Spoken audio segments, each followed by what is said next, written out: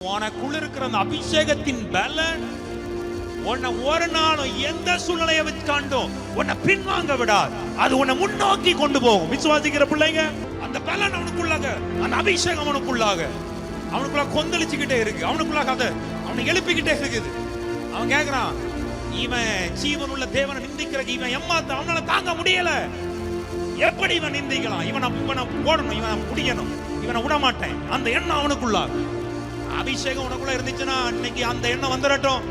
அபிஷேகம் சத்துருவை கொல்றதுக்கு முடிவெடுத்துரும். கையை தட்டு.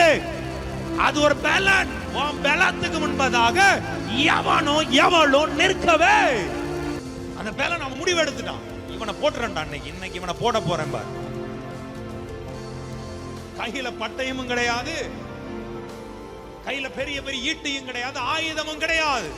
ஆனா தேவ பலன் அவனுக்குள்ள இருந்ததா, தேவ பலன் அவனுக்குள்ள இருந்துச்சு பார்.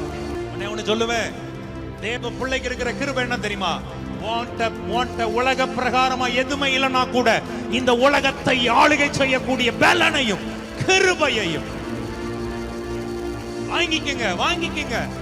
மற்றவனால முடியாதவைகள், மற்றவனால ஆணி பார்க்கிறவைகள் எல்லாம் நீ ஈஸியா கேரி பண்ணிட்டு போயிருவ, ஈஸியா அதை வாங்கிட்டு போயிருவேன்.